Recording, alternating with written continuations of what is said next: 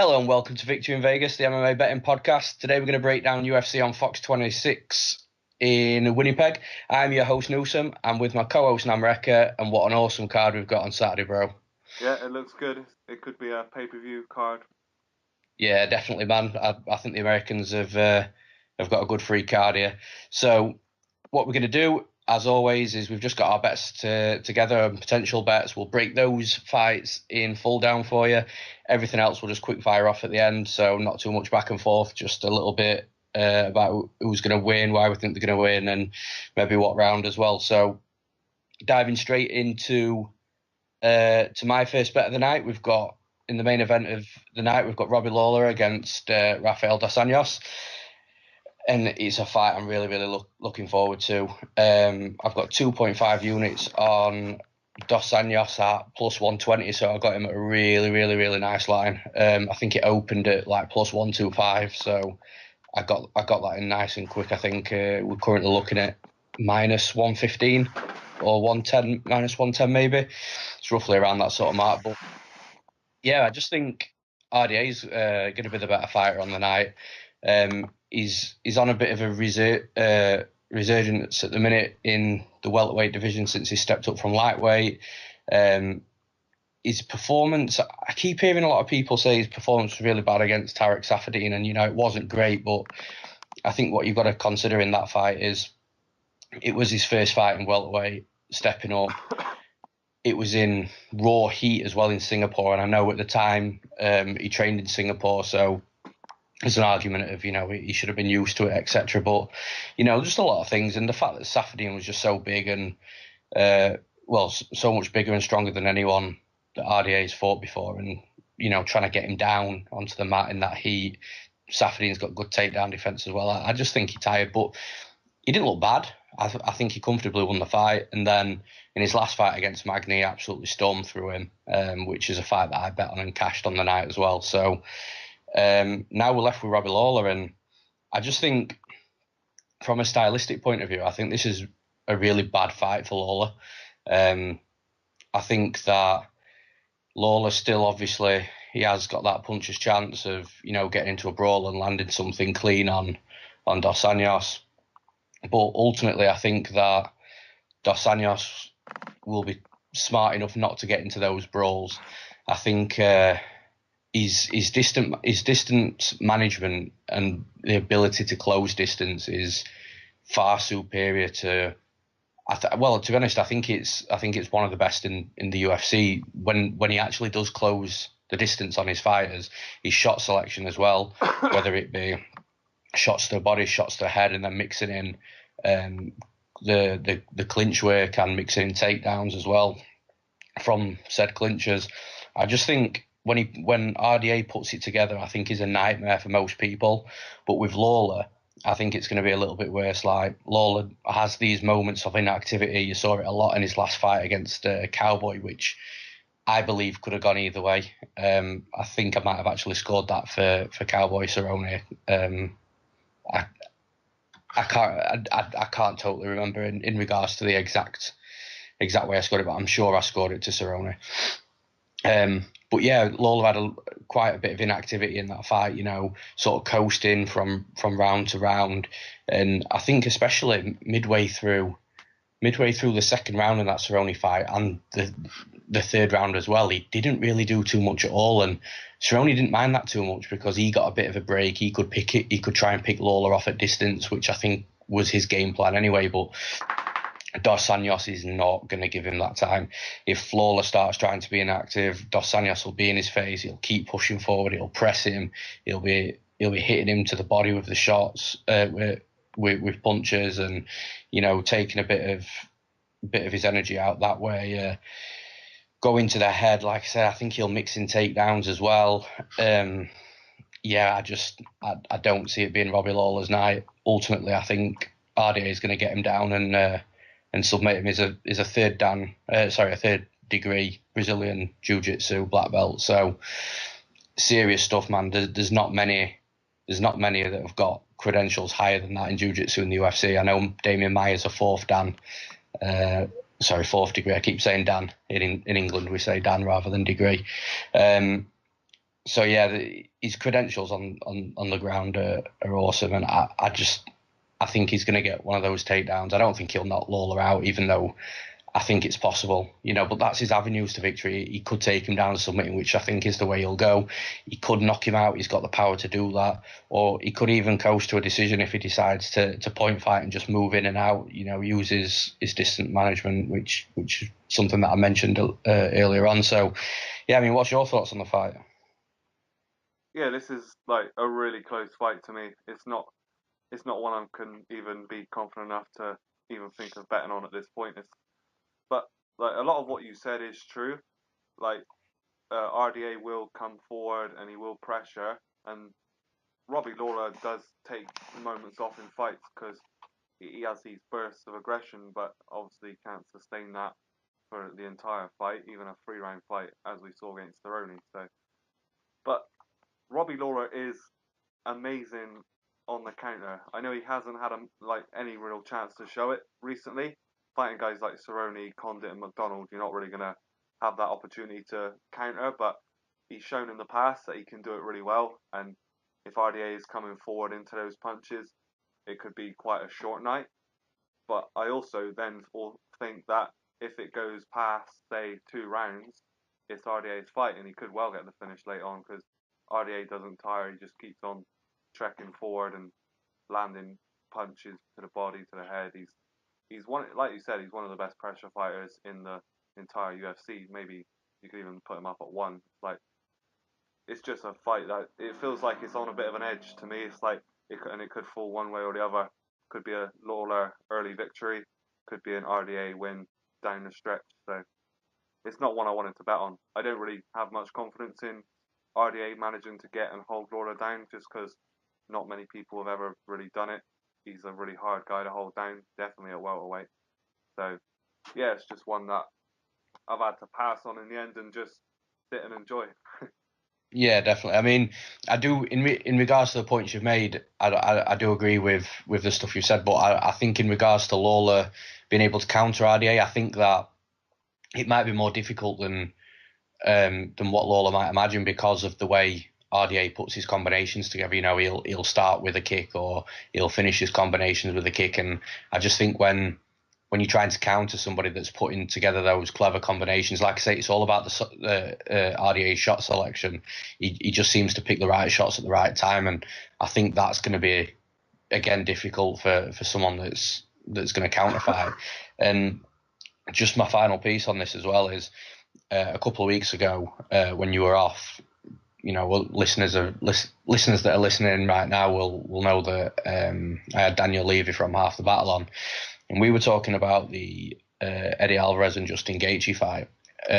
Naturally, the conversation flowed on to Rafael dos Anjos, and something Daniel Levy pointed out, something that I'd never thought of before, even though I knew of the situation, is RDA's titanium jaw.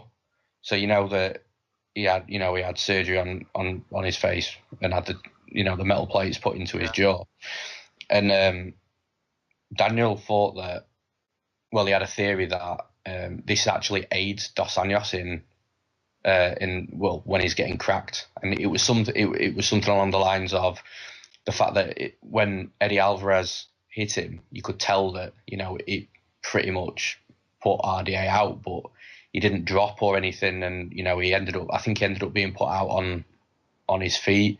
If you go back and listen to that podcast and I can't remember word for word how Daniel put it, but he put it in a way that was really easy to understand and actually made a lot of sense. So in regards to Lawler, go on. From what I know, it's a very small piece of metal in his jaw, but there is one thing that he could get from it, and that's confidence. I feel like definitely when he's with Cordero is the type of trainer to just say, you got metal in your jaw, you can't be knocked out. It's just It gives that sort of confidence to a fighter that he can just walk through anything. And RDA did seem to take better shots during that period with Cordero, so it could have an effect. Yeah, well, I mean, I'm not saying he can't be knocked out because obviously, I mean, Eddie Alvarez finished him. In that fight, but just if you go back and listen to that podcast, it's just a really interesting piece on that that bit of light that Daniel shed. But yeah, I mean, like I say, ultimately my pick for this is RDA by submission. Maybe another arm triangle or something similar. I just see him getting him to the ground and working up the proverbial pyramid. Yeah, Lawler has shown a history of being able to be submitted. Usually So, when he's got a strength disadvantage, like guys like Souza or Jake Shields, like middleweights, yeah. basically.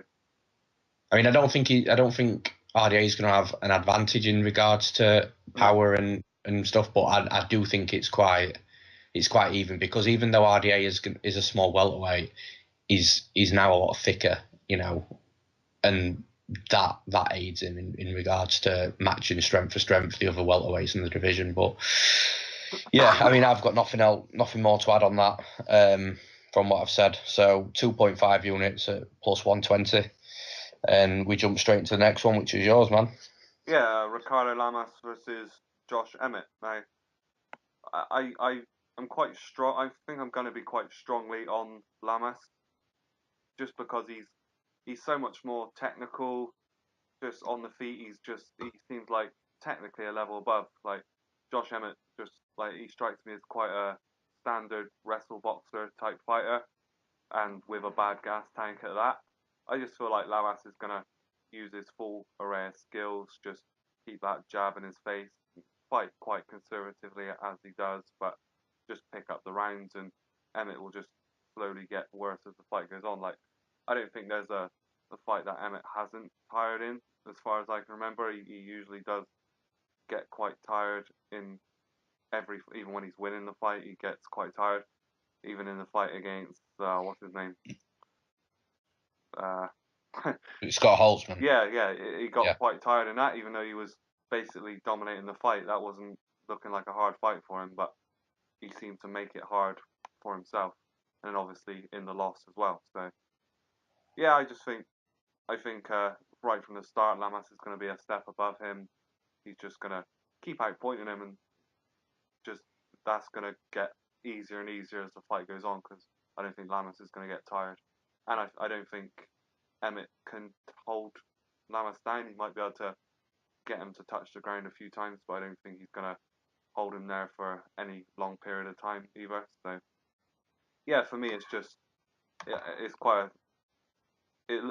as soon as before I even watched tape, I saw it as quite a simple fight to break down, and after watching tape, it seemed to just prove everything that I thought before.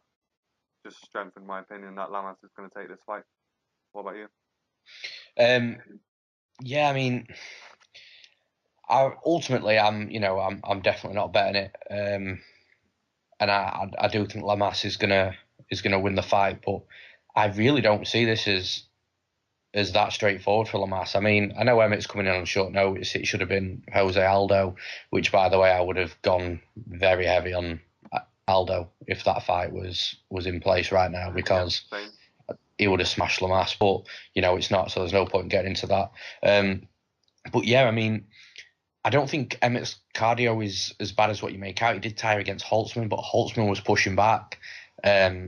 It wasn't a total one-way fight. I think they both had like 3 takedowns each, or it might have been 3-2 in favour of Emmett. So Holtzman was pushing back, and Holtzman has got that style where he will put it on his opponents, and generally they do tire a little bit.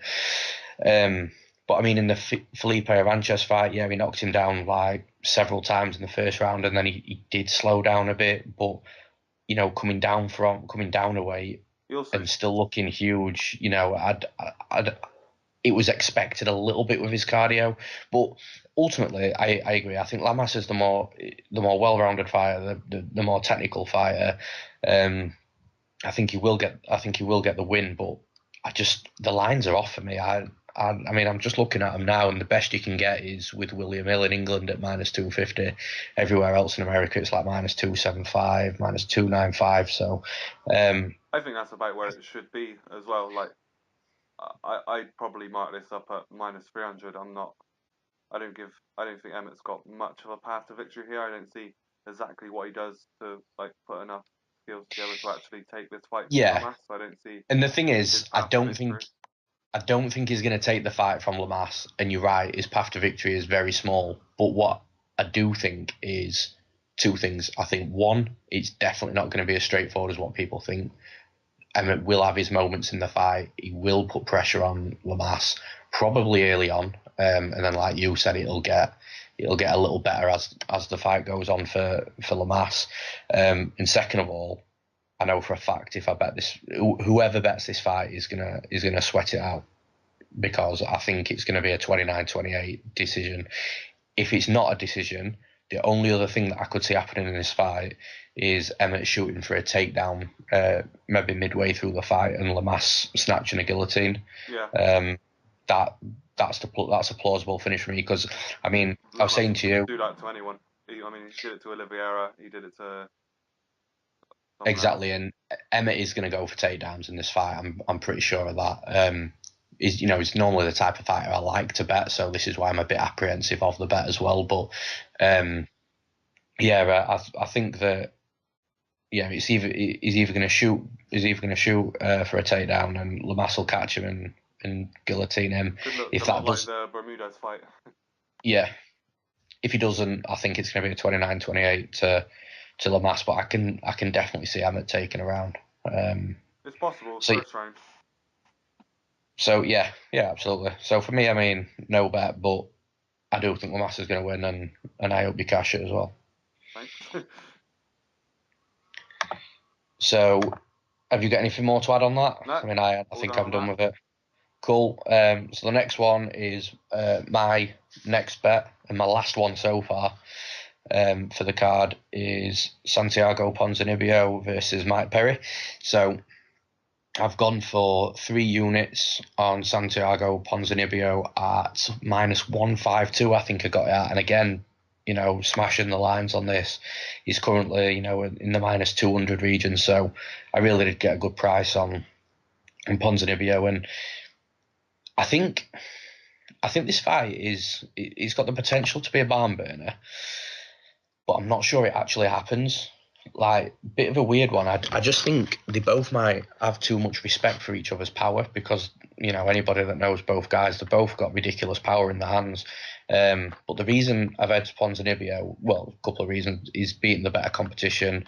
What he did against Gunnar Nelson, I bet Gunnar Nelson in that fight. I don't totally buy the whole eye poke thing that people rave about. He knocked him out. You get over it. I took an L on the night, so did Gunnar Nelson, and it is what it is. But I think Perry's really one-dimensional, so he don't tend to throw too many combinations unless he's inside the pocket and he's brawling with his opponent. Then he'll start throwing combinations. Not too much to the body. He'll headhunt. We saw a brutal elbow against Jake Ellenberger. So he does unload recklessly inside the pocket, but aside from that, when he's at distance, I do feel that he struggles sometimes. And whereas earlier on we spoke about Rafael dos Anjos being really good at being a really good pressure fighter and really good at closing distance, I think Perry's sort of like the opposite end of that. I don't think he's that great at closing distance. I think he'll throw wild punches to move in, and he hasn't got the best gas tank either, which doesn't help him. Whereas Ponzinibbio seems to have a bit of fight IQ about him. He can mix in takedowns. He's got half decent top control, and I just think his all-round game is slightly better. The power, I can't really. You can't really make a difference between them both. They both hit hard as fuck. Perry, I'm pretty sure he got dropped by Joban. Correct me if I'm wrong with that. Yeah, he did. If not, he did get rocked. I don't think people said that Perry's got a good chin, and when you're getting hurt by Joban, although Joban does hit reasonably hard, he doesn't hit as hard as Ponzinibbio. So basically, what I can see happening here, I can see Perry starting, getting out of the blocks a lot quicker than Ponzinibbio, coming at him, really trying to look for that fight-ending punch. I think Ponzinibbio will just keep distance. He showed a good jab against Nordine Taleb as well. So I think, I can definitely see him going back to that jab, just why he's defending the aggression from Perry early on. Ultimately, I think Perry will start slowing down, and I think that's when Ponzinibbio will come in. Again, his fight IQ, it seems to me that he'll bide his time and wait for the right time to kill rather than just throwing nothing or just throwing for the sake of it. He will use his jab and come in and out as he pleases, but then sort of seems to know when the right time is to really pull the trigger and put his guy out, and I think that's what's going to happen here. The other path to victory for Ponzinibbio is if he does clinch and, take Perry down. I don't think, Jake Ellenberger showed that Perry really doesn't have too much off his back. So yeah, I could see a decision as well, maybe, but ultimately my prediction is going to be a late knockout from Ponzinibbio after is maybe weathered a little bit of a storm with Perry's aggression. Perry starts to slow down, Ponzinibbio comes into his own, and at that point, Ponzinibbio will have a choice. He'll either decide to go for the kill and finish the fight, or he'll decide to point fight and play it safe. Both feasible options for Ponzinibbio at that point, but I think he'll go for the knockout. What about you? Yeah, pretty much the same thoughts as you. Yeah, Perry did get dropped pretty hard against Joban as well, and I just think Perry's he's pure athleticism at this point. He's very raw skill wise. He can obviously hit really hard. He's quite fast, but this is just a massive step up for him. I mean, the guys he's been fighting so far, like the best guy he's fought is probably Ellenberger, followed by Danny Roberts. I mean, this is not on the level of Ponzinibbio at all. It's just, and I think, like you say, like Ponzinibbio does have a bit of fight IQ about him. I don't think he's just going to walk in there and trade shots with Perry. I think Perry might, because I don't actually think Perry respects anyone's power until it knocks him out. I don't think he has that much going on in his fight IQ to even think about it. So I think he'll come out swinging. I think Ponzinibbio will use a little bit more skill, a little bit more guile to sort of get through that early storm. And like you say, I don't think Perry can go to distance. I know his power does carry through all 3 rounds usually, but he does get tired and he gets a little bit sloppy. And I think Ponzinibbio will just keep on doing what he does and get the knockout eventually. The only reason I haven't bet is because Ponzinibbio isn't the most defensively sound fighter around, and there's always that chance at these odds as well that Perry could just knock him out like early on, could catch him with something. I'm not confident. Yeah, absolutely. I think Perry can knock. Are good, but these odds, they've gone a bit south for me. Yeah, and I agree. I mean, Perry has got that power that does carry through, and he's got the potential to knock anybody out in any fight. I'm sure he finished Danny Roberts in that 3rd round as well. Yeah. But like Gun Lin, or was it something like that? No, that Lim was 1st round, wasn't it? Was it? I'm sure he sparked in 1st round.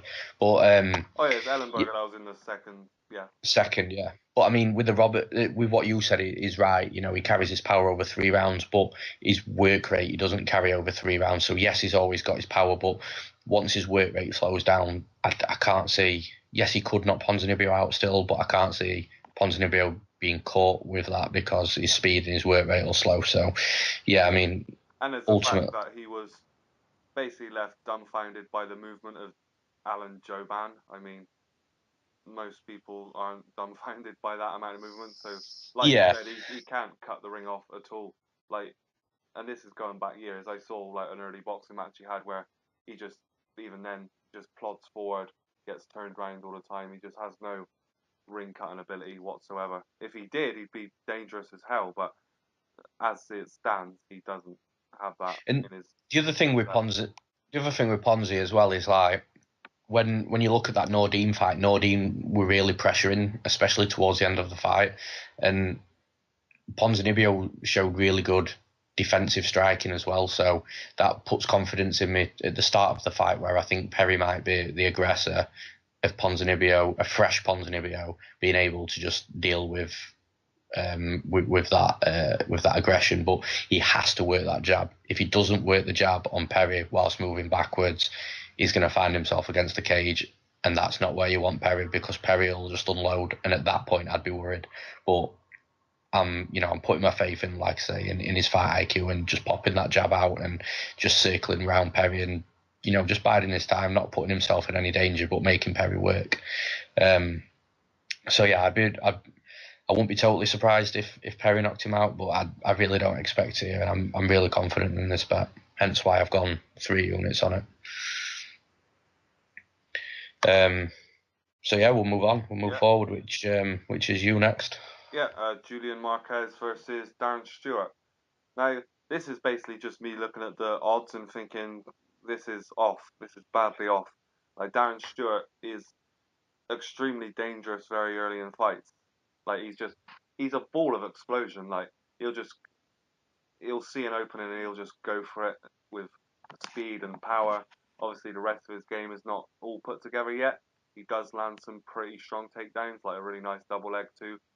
And I just saw a few fights with Julian Marquez and thought this guy looks quite stiff standing. He doesn't look like he's got that fluid movement of a experienced striker at this point.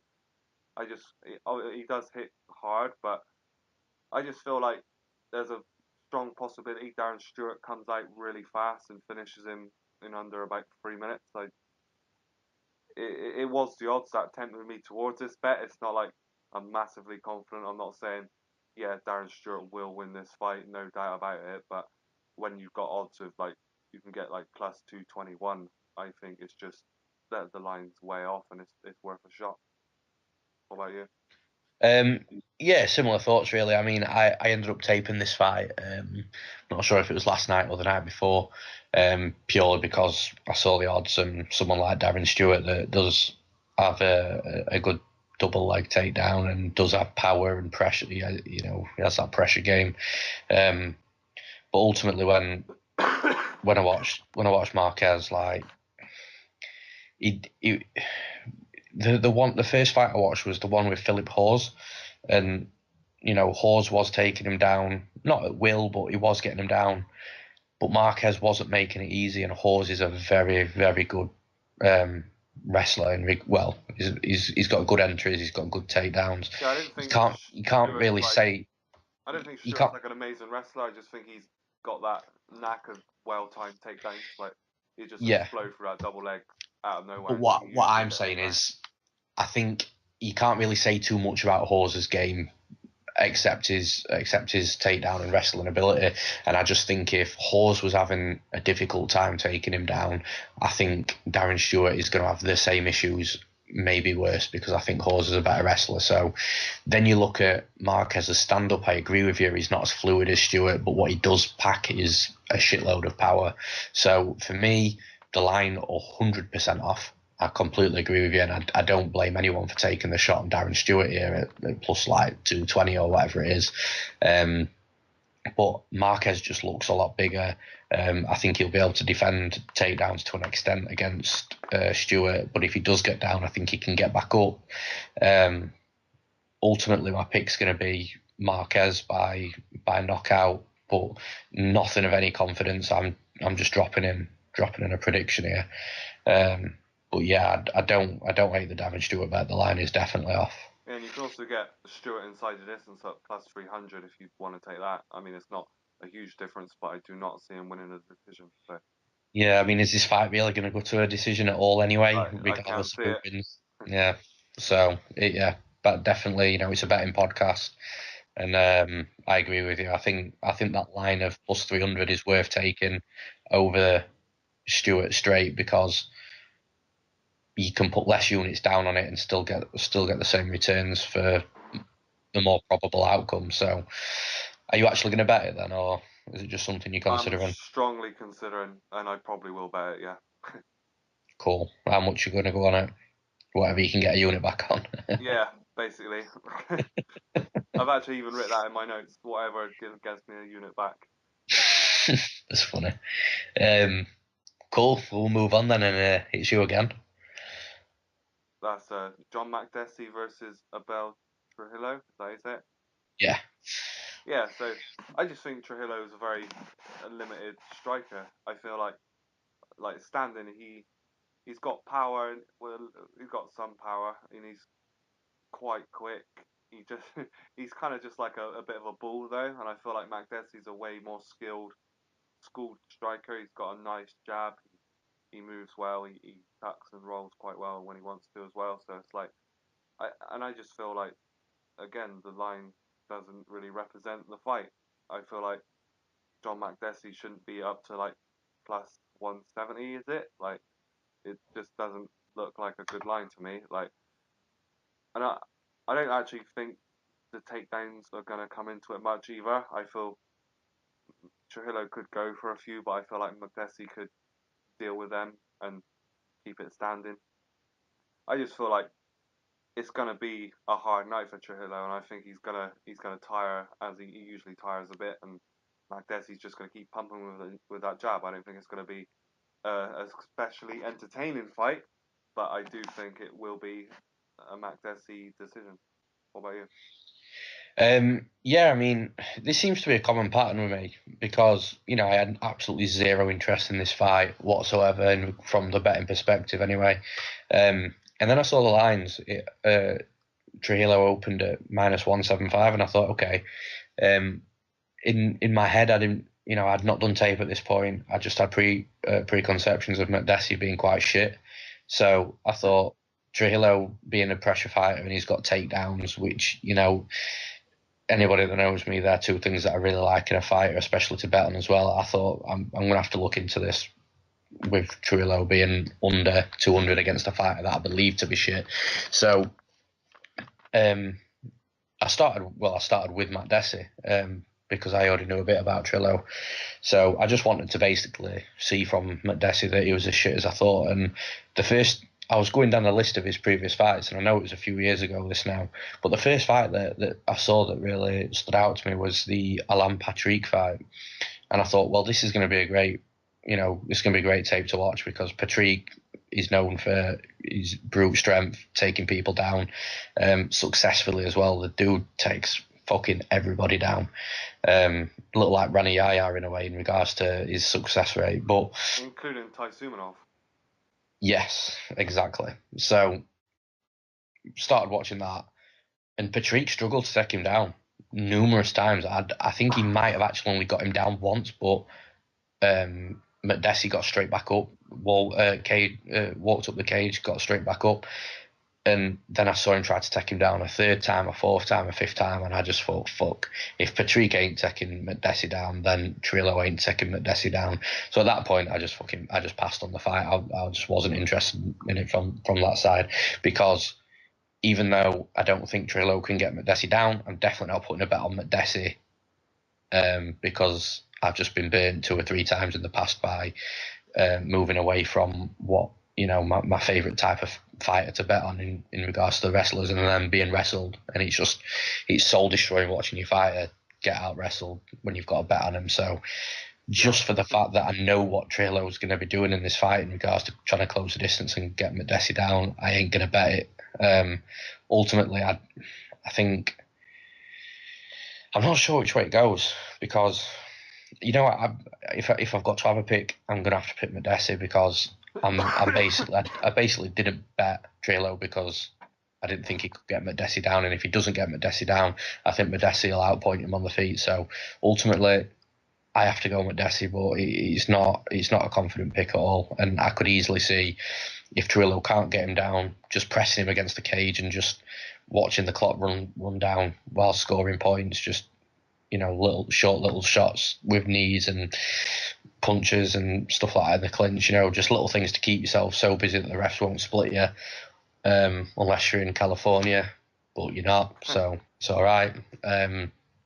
So yeah, Makdessi's the pick, but nothing of confidence. Have you got anything more to say on that? No, that's pretty much me done. Are you gonna put the bet on, or? Yeah, I will probably put the bet on.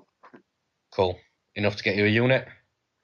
I'm not sure yet, actually. I might put a little bit more than that. Nah, you won't do that. Yeah, you know me too well. So the next one then, we've got Jordan Mean and Erick Silva. Now, this isn't a bet from me yet, but I am waiting for a prop to come out. I'm not betting a winner in this fight. You can't bet a winner in this fight. You've got Erick Silva that's got the Takanori Gomi chin going on, where he just gets dropped every fight. It doesn't even need to be that hard of a shot, and you'll drop him. I don't know if he don't really get properly sparked out by these shots. But he does drop, and once you drop, the fight can be over then because of the pressure and just dropping punches, intelligently defended, and loads of other things like that. And also some referees might stop stuff short. Like if you look at the Yancy Medeiros and Erick Silva fight, there's an argument there that the referee stopped that too early. But yeah, so you've got Silva with the bad chin, and then you've got Meehan that was once, a really people saw him as a legit prospect, and he had a bit of a hiatus, took some time off. He came back, and he just looks like an absolute quitter. He seems to start off strong and then just fade badly, and when it's not going his way, he just seems to accept it. And I don't like that either. But for the bet the prop that I want to place is a great bet. So what I want is the under 2.5, or the fight doesn't go to the distance. Now the reason it might not be a bet is because I thought the bookies were going to line it at the over-under at 2.5 as standard, which they didn't. They went 1.5, which they got that right, in my opinion, because I don't think you can bet the under 1.5 here, just in case there is a bit of a slow start. So I don't think that's bettable. I definitely wouldn't want to bet over 1.5 because of the reasons that I've just mentioned. So suddenly that's gone. But there are a few bookies in the UK. There's Coral, Unibet, and Sky Bet, I believe, that do all the over and unders. So they'll go through 0.5, 1.5, 2.5, and then obviously if you're in championship rounds, 3 and 4.5 as well. But so I am just waiting for this 2.5 to come out. Now the reason it might not be a bet is because I have seen a line for the fight doesn't go to the distance at -275. So I'm just struggling to even comprehend how it's that price. And the reason being is the under 1.5 is +110, but the fight doesn't go to the distance is -275. And I really wasn't expecting that much of a gap between. Do you get what I mean? Am I making sense here? Yeah. It's just weird. I was expecting the fight doesn't go the distance being sort of around maybe the -225 mark, and then hopefully the under 2.5 I might have snatched that at maybe -188 or something. So because it's so off, I'm just struggling to see where they line the under 2.5. So it's a potential bet. And it's one that I'm definitely going to hit if it's under -200. So if I can get anything under -200 for under 2.5, I'll be hitting that probably with about 2 units, I think. I'm just really confident. I actually think from a pick point of view, Meehan's going to knock him out. But I think it's going to be Meehan with the KO, or I think Silva is going to end up somehow getting him to the ground and submitting him once he quits, once he's got that quit about him. So I think that's the way it goes here. Ultimately, I don't care. I just want the fight to end within the time that I think it is going to end, and that I'll bet it to end. So I think it'll cash, and it's a bet that when we mentioned when we first looked at the cards of different things that we saw, the first thing that stood out to me was Meehan and Erick Silva, because Meehan, even though he's a quitter, he still does hit hard as fuck, and Silva's got no chin. So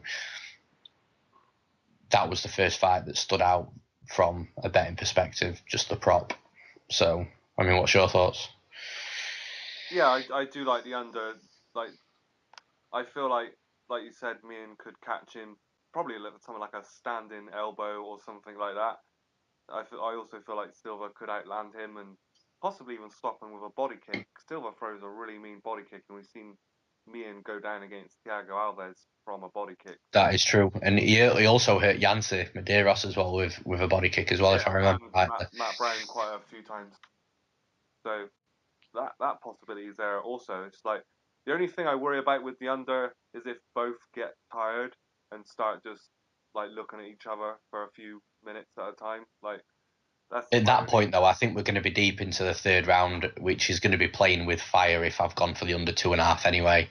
Yeah. So I'm actually expecting this to be within the first couple of rounds. But like I watched Meehan and just quickly, I watched Meehan and Emil Mek yesterday, and the shots that Meehan hit Mek with at the start of that fight, I know for a fact if that was Erick Silva on the other end of them punches, he would have been long gone. So yeah. Like Silva, he gets hurt by everything these days. Like the shot that put him out against Nordine Taleb, didn't look like a hard shot at all, and it pretty much knocked him unconscious. And we also had Don Hyun Kim quite a few years ago now, knocking him out with a single punch. He doesn't seem to have any kind of chin whatsoever. He's got like all this athletic ability and he's very dangerous, but if you throw back at him and land, he will generally fall to the floor.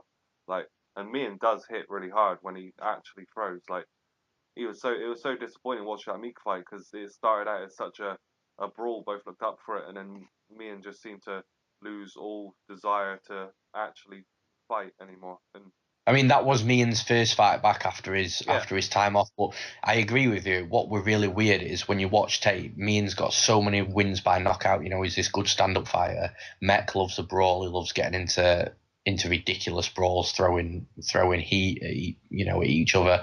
But then they both just started opting for takedowns, and it's like it was one of those fights where you'd be really pissed off if you bet it to end inside the distance, because tape tells you that these two are going to brawl at each other, and then in reality they're just constantly trying to take each other down. And yeah, it was a bit of a weird one, but like I say, this is the reason why I am not pick. I don't think you can pick a winner in this fight.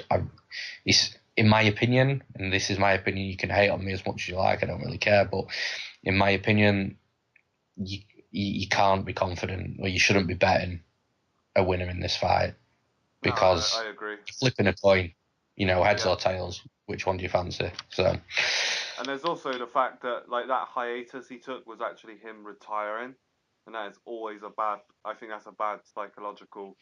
yeah. It shows that part of them does not want to fight anymore. And someone DM'd me the other day on Twitter and said, I can't remember who it was, but they were saying that they're unsure of why he's so young and why he's having these problems. It's not with me, and it's not the fact of his age. Yes, he is still young. I think is he only like 26, 27 or something like that? 28. Okay, nearly there. So he's 28. So you're right. He should be entering his prime. But the reason he's not is because the amount of fights he's had at a young age. It's his fight game that's prolonged rather than the age. His first ever fight was in 2006, which I think makes him 18 against Rory McDonald. Like that's how long ago he's been fighting, and that's who he fought in his first fight. And like it takes that out of you. I don't think age has as much to do with decline as just wear and tear. Like just the wear and tear on your brain of keep going back in and fighting. Like number of fights seems to correlate way more strongly with someone's decline than their actual age. I mean, yeah, definitely. I mean, look at a guy like Yoel Romero who about to say seems to stay young forever. Like obviously there's always suspicions why, but it is also the fact that he's never taken a really brutal beating. Like he's never been in many wars until the Whitaker fight, of course. But up to that, he's not taken much damage. And Mian is obviously, even as a kid, like he's basically a kid. You're 18, you're going in, you're fighting men. You're taking more damage than you should throughout your career, and you're just not going to have a long career if you're. And being a stand-up fighter, you're obviously taking more shots than say a grappler would too. So yeah, absolutely. He's just done his career at the start of his life, his adult life, rather than in the middle where most others start. So, but yeah, I mean, ultimately my pick's going to be Jordan Mian by knockout. I think it'll be second round. But yeah, I'm going to be keeping an eye out for this under 2.5, and hoping I get a decent price. Yeah, same prediction, but I could see Silva winning too. It's like you said, it's absolute heads or tails. It's whoever lands first, probably sort of thing. Like I feel like Silva's got more ways to win, but I feel like Jordan Mian's one way to win is just a very strong like chance of happening too. Yeah, absolutely. Of Silva. I agree. So yeah, we'll move on to the final full breakdown, which you can call first. Yeah, so Nordine Taleb versus Danny Roberts. Now, I didn't think I'd have any sort of read on this fight when I first started tape, but like one thing I've been noticing about Nordine Taleb over the past few years is I feel like he's declining physically. I feel like he's getting old. He's 36 now, and I feel like his balance doesn't look like what it was. His reactions aren't quite there anymore, and he's fighting quite a fast guy in Danny Roberts. Even back just his last fight against NCAP, he lost that first round against NCAP, and NCAP doesn't look like that good of a fighter, and it surprised me that he couldn't keep up with the movement and the speed of NCAP. And I think if you can't keep up with the movement and speed of NCAP, you're gonna struggle with Danny Roberts. So there's obviously a slight window of opportunity in the counter punching of Taleb, because Roberts is always open to those counters. He's fast and he looks like a well-schooled boxer, but his defense isn't always as good as it should be. So I feel like there is an avenue for victory for Taleb, but I'm actually quite confident in Roberts picking up the decision. I feel like it goes against the odds, and it probably goes against the grain of most people's thinking. So I could look quite stupid here, but that's always. I think you'll be surprised. I've been surprised anyway, since it tends to be more of the case of once you sort of get your head interested in a fight, you seem to notice a lot more people talking about it. You know what I mean? Yeah. And a lot of people are talking about Roberts. But yeah, for me, I mean, well, you said straight away when we first started talking in DM earlier in the week, you said, "Oh yeah, I'm liking a few people, and Roberts was one of them." And I said to you straight away, didn't I? I said, "Oh no, I lean Taleb." But here's the thing: so there's that many fights in the UFC. We see that many people, watch tape on that many people. Every now and again, you'll get that one fighter that completely confuses you and you think is somebody totally different. And that's what happened with me and Roberts. I said to you, I thought Roberts was an average, was the type of fighter who was an average striker, didn't have great wrestling but had good submissions, which is completely not Roberts. I've got no idea who that is, by the way. I don't know who I was confusing him with, but that's basically what I thought he was. And I watched tape last night, I think it was, of Roberts, and the first fight that I watched was the Bobby Nash fight, which I actually watched not live as him being in the building, but I actually watched as it happened. So yeah. I'm a bit unsure about where this confusion was coming from. But yeah, I watched the fight and I actually realised it was not the guy that I thought it was. This guy was a boxer that has improved his kicking game, that isn't so bad actually off his back. He's got a good get-up game as well. He's so quick, really powerful. He got took down a few times by Bobby Nash, but Bobby Nash is a D1 wrestler. But he still managed to get up. He was getting up from Bobby Nash, letting the wrestler control him on the ground, which is often what we see, especially from people coming from a boxing background. And actually, I was really surprised with what I saw with Danny Roberts, and to the point of I could understand exactly why you were interested in the bet. And, I've been watching the line rise a bit, and it's about plus 130 now. And I think it is something that I am going to take, but I'm going to bide my time with it. I'm in no rush to run and snap it up now, because Nordine Taleb has got the better resume. He has got the name value out of the fight. So I do believe it's, the odds can still rise on Danny Roberts, so that's what I'm waiting for at the minute. But yeah, I completely agree with you. I'm not sure that Nordine's declining. I'm not saying you're wrong, but I don't see it as much. It's not like an obvious decline. It's not like, oh, he's suddenly fallen off. It's just very small, subtle details I've been noticing. Like, he seems to stumble a lot more in his fights now. Like, pretty much, maybe like his last 4 fights, he seems to have just stumbled to the ground at some point for no real reason, and he seems to be a little bit like age is sort of like starting to take over his body a little bit. I get that a little bit. Yeah, I understand where you're coming from. The difference is here though for me is Nordine doesn't throw many combinations. It seems to what he does throw is hard, very hard. Like his kicks are nasty. In regards to the power of them. So. But they tend to be single shots or maybe doubles at most.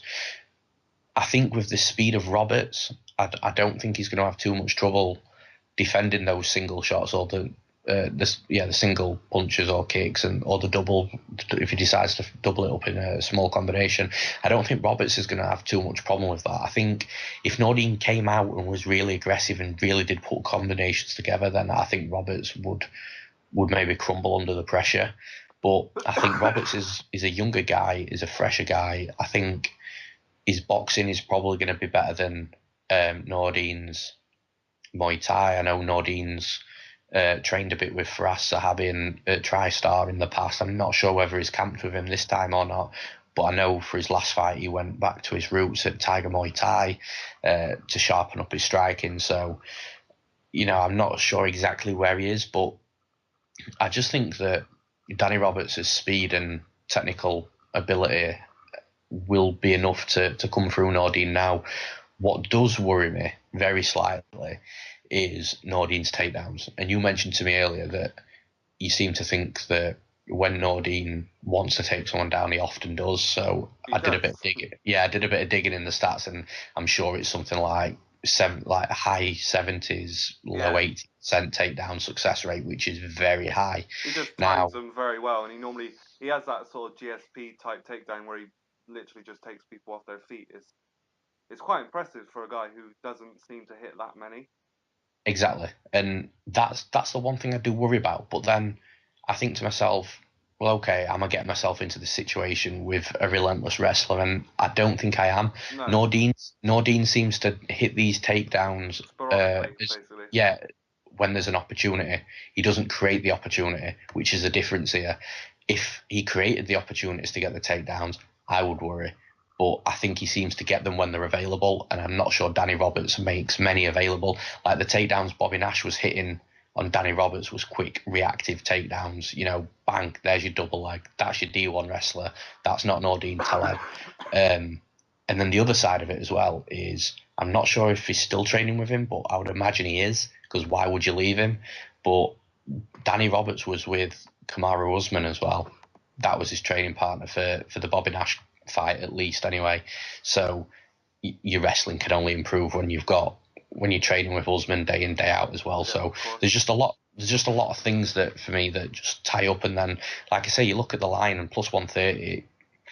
I think that's a good line in itself, and I'm going to hawk the line. I don't think Danny Roberts is going to knock him out, although it's a possibility. I think there's more of a possibility of Roberts knocking Nordine out than Nordine knocking Roberts out. But ultimately, I agree with you. I'm going to go with Roberts winning a unanimous 29-28 decision. But I'm definitely going to wait the line out because there's no point rushing and hitting it now when I think it could potentially get better for me. So what about you? Is it something you're going to hit, or? I will take the bet on this. I'm not normally this confident on like an underdog, and to me this feels like the odds should be a bit closer. And even if they were close, I'd probably still put something on it. So yeah, that's a bet for me. Just the one thing to outline from my point of view, one thing that I am genuinely scared of is this is the first fight of the night. And I don't have a particularly great record with betting on fighters with the first fight of the night. It's sort of like my superstition. The rest of us. Yeah, you can all blame me if Danny Roberts loses. And if you bet Nordine Taleb, then I'm sure you've got your party poppers and your balloons out right now, counting your cash. But yeah, that does it for the full breakdowns, and we'll just move on to the quick fights now. So I'll let you open up. Yeah, so Glover Teixiera versus Misha Cirkunov. To me this is quite a close fight.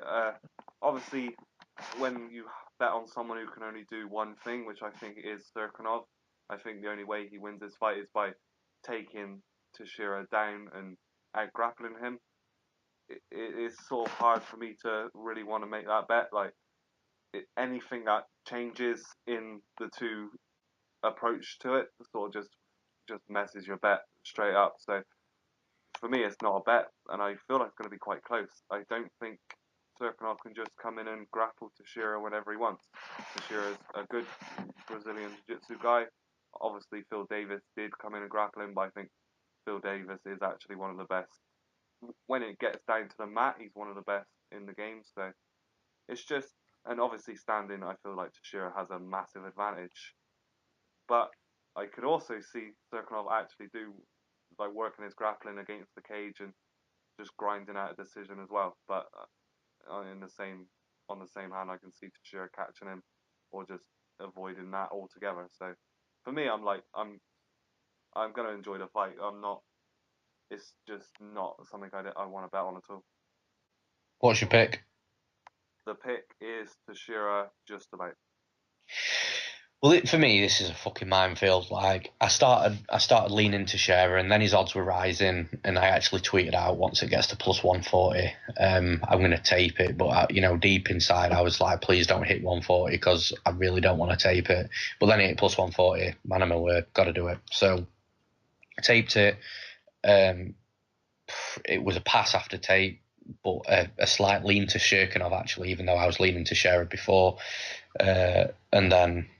The more I thought of it, the stronger I got on Cirkunov, and I was like, okay, I might actually bet Cirkunov here. But then the more I thought about betting Cirkunov, the more I thought, hang on, but Teixiera can do this, and you know what it's going to be? Yeah, It's exactly the going. same thing. It's just like your head keeps going back and forward like a ping pong table. It's just They've both. They've both got takedowns. They've both got decent top control. They've both got good jiu-jitsu. One of them's faster than the other on the feet, which is Cirkunov. One's got more power on the feet, which is Teixiera. I'd say And Teixiera's the more well schooled on his feet as well. Better head yeah, movement, better shot selection. for me, whoever's better on the night, but I'm going to be sitting back and enjoying it. So my quick fire pick is going to be Cirkunov by a decision, but I'll enjoy that one. Moving straight into the second one, again another weird one. I was high. I was really high with on. Well, yeah, will carry on. I'm not just going to say I was really high, but I was really high on Jared Cannonier against Jan Blachowicz. All through waiting for odds, I was like, I can't wait to hit Cannonier. I can't wait to hit him. I can't wait to see his line. But then, after I watched tape, the more I thought about it, the more that I actually, definitely not leaning Blachowicz, but the more I was really scared. And the reason being is, first and foremost, the one type of fighter that I don't like betting on is a fighter that's got nothing off his back. No submission game, no sweep, no get-up game. That's Cannonier in a nutshell on the ground. Teixiera exposed that, which is great. That fight is great for future knowledge. What Teixiera did to him, literally the second that fight was up, Teixiera took him down. He took him down with no problem, kept him on the ground. Yes, Teixeira's got an underrated ground game, underrated wrestling game, but the fact that Cannonier was literally a tortoise off his back really scares me off betting anybody. But then the other side of this is Blachowicz throws kicks. He's a good kicker. Slams them into the body as well. With Cannonier having a boxing background and he's never fought a decent kicker before, or not a kicker like Blachowicz anyway, how does he deal with that? I don't know. So ultimately, what I was getting from this fight was more and more questions that I couldn't answer. And if I've got questions that I can't answer about a fighter, how can you bet it? So, complete pass. I will be going Cannonier, though. I think he might not Blachowicz out late. But I don't think it's a bad bet. It's just one for me. When I see a few red flags, I can't bet it. What about you? Yeah, I think I might have gave you a few of those questions when you brought it up in a DM as well. It's just, to me, like, obviously Cannonier, he looks like a really good boxer when you watch him, and I enjoy watching him work. But he's never fought an actual good striker. Like, I know we mentioned Ion Kutalabre, but I don't think he is actually a good striker. I think he's more of like a bull, sort of like just I think I call him a caveman. He just sort of marches forward. He's got a great chin and good power. I don't think he's actually a well-schooled striker at all. And yeah, Blachowicz is just way more skilled on the feet than anyone Cannonier has even like come across so far, apart from maybe Glover Teixeira, but that was mostly on the ground. So to me, it's just hard because I like Cannonier and I think he probably could win this fight, but we've seen no evidence that he could win a sort of more slower paced striking match. So to me, it was a pass, and I do favour Cannonier. So Cool. Moving on then. You call next one. yeah, I still might end up betting on this. The odds just don't look too. Wait a minute. What? Let me just check the odds on this now, because They're not bad. They're better than I thought they were oh going to yeah, be. they are actually. They have actually come. They're quite good at the moment, but yeah, it's a very similar fight to what we were talking about earlier with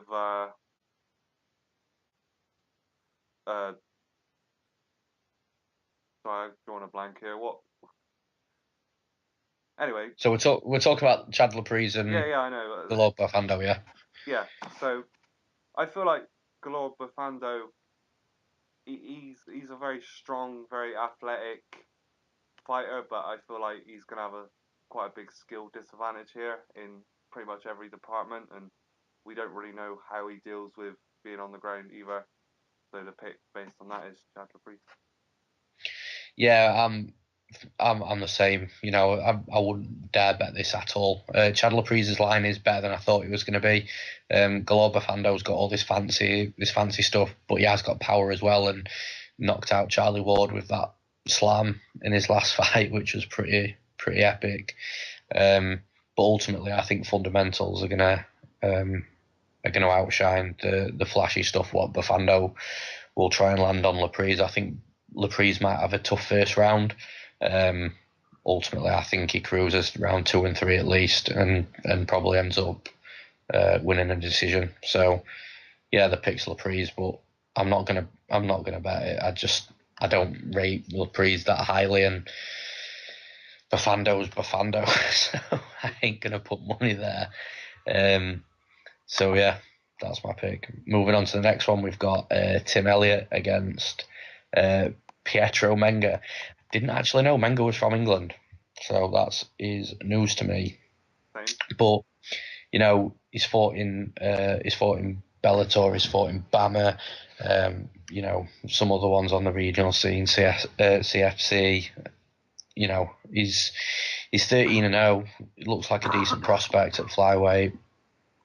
Coming in, I've not watched tape. I've not watched too much tape on him. I think that Elliot is just going to have too much from here. Elliot's a tricky guy to fight, and you've got to have that edge on the ground to beat Elliot. Otherwise, he's just going to roll literally all over you and just do whatever he wants. His ground game is as slick as they come. He can't hold a position. He can't hold top control at all. But he doesn't mind giving a sweep up because he'll fucking sweep you back instantly. No problem in doing that. So always fun guy to watch. The line is stupid though. I do like betting Tim Elliott. I did bet him in his last fight out against Ben and Gwyn, which I lost that bet. But yeah, I'm just looking now. It's like minus 250 to 280. So I'm not going to touch that. But my pick's Elliott by decision. What about you? Yeah, I thought Menga actually looked quite sharp in the tape study I did. He looks like he's got quite a good array of submissions. He looked somewhat sharp on his feet, bit of power.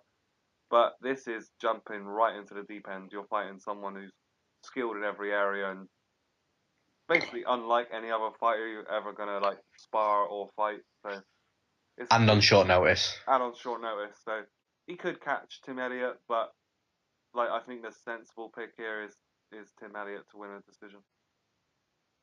And the last one of the night. Off you go. Yeah, Alessio Di Chirico, is that how you say it? Chirico. Bang Bose. So, yeah, this is actually what I was trying to get at when I said it's quite a lot like the Priest Bofando fight. You've got someone who's very athletic, very dangerous, fighting someone who's more well schooled, more skilled, but each of like Bambose is a little better than Bofando and Chirico's a little worse than the Priest. As you know, I was quite tempted to bet on this like all week. Yeah, I was going to ask you why this is a quick fire and not a full breakdown. Yeah, and it's just that Trico's he's quite open on the feet early on in fights. I feel like if he gets past that first round, we all know Bambose's basically a 4-minute fighter, but he's very open. He's never been knocked out, but Bambose is the type of fighter who could knock out someone who hasn't been knocked out before. So, and he also tired a bit himself in the fight with McKellen, which also worried me that he's not going to be able to fully take advantage of Bambose's gas tank. So, for me, it ended up being a pass, but I'm still quite confident Di Chirico will win by late stoppage, I'd say. Okay, well, I mean, my ethos around, to start with, after I had that conversation with you, you were stupidly confident, and I'll not repeat the words that you said to me in regards to his line, but yeah. So after that, I had to tape it myself, and I literally switched tape off about 3.5 minutes into the McClellan fight, because for a start, McClellan's shit, like ridiculously shit. He was the worst. He was probably the worst fight in the UFC before he got cut. One of them, for sure. Well, yeah, I would say definitely top 3 worst. But so for the fact that you went to a split decision with Gareth McClellan, I don't care whether it should have been a split or whether it should have been unanimous. The fact that it's a split decision Well, he did on clearly record. lose a round in that fight, so Yeah, take from that what you want. but not just the fact that it was, we had that split against McClellan. You've got to watch the tape, you've got to watch the technique and how they fight. McClellan cracked Teixiera a few times clean, and McClellan doesn't pack a lot of power, but all I was envisaging is if that was Bambose's punch rather than McClellan's, because I guarantee if it was, Teixiera will be sleeping and he would take his first KO loss. But then the other side of it as well is when Teixiera was throwing himself, he was throwing not like overly wild like Bambose wild, but he was leaving open. I could visibly see openings when he was, to his chin when he was throwing punches. So then I thought, well, all it takes is a counter from Bambose, and at that point I just switched the tape off and I thought it was literally one of those fights. For 3 minutes, I've seen something where I could definitely see him getting knocked out. Ultimately, I get the ethos of where you're coming from. If he gets past the first round, he'll win the fight. I'm predicting he will get past the first round, but because of what I've seen in his striking, that first round is going to be horrible. So I pass feel from me. But I feel like I watched these fights the wrong way round, because I watched the McClellan fight, then I watched the Velikovic fight, and like he's a lot better in that Velikovic fight than he is in the McClellan fight. But Velikovic is not a very good stylistic match for Bambose at all. So the other side as well, and I know it's a little bit irrelevant from the fight that he's about to have with Bambose, but I don't think his fight IQ is totally there either. If you look at the Erick Spicely fight, he takes Erick Spicely down, I believe, or it ended up on the floor one way or another, and rather than Teixiera getting up and standing with Spicely where he was actually already winning the fight, he stayed in guard, and then about a minute later he got triangled. Yeah. And the triangle wasn't something that Spicely quickly whipped up and caught him off guard. You could visibly see the stages of that triangle being worked upon, and yet he still stayed in Spicely's guard. He still thought he was okay, and then he still got submitted. So from the fight IQ point of view, that don't bode well with me. This is Spicely, like literally a guy who can only win on the ground, has no real stand up whatsoever. So but he was beating Spicely on the feet. So, a clear pass for me, but, I will give Teixiera a unanimous decision victory pick. Okay, so done. Yeah, so that's done for this card. Really excited for it. It's a bit of an early one for the UK fans watching. Listening to this podcast. I think it's a 10 p.m. start on Fight Pass, which means it's a 1 a.m. main card start, so it should be finishing about 4 a.m. rather than 6. The joys. So yeah, I mean, I'm probably going to add another bet to the list. I've only got the 2 so far with Dos Anjos and Ponzinibbio. So anything that I do add, if you follow me on Twitter at Newsome_MMA, you'll get updates there. You'll get a written breakdown on my website, which is newsomemma.co.uk. If you want to have a look at sort of where I've put the what bookie I've used to put the bet on and how many units and things like that, you can check out my betmma.tips page, which is betmma.tips/Newsome MMA. See my track record online. So have you got anything final to say? Just that I will be putting some bets up on my BetMMA page also. That's BetMMA tip /Ivan Lang. So look there for when I actually do put them up.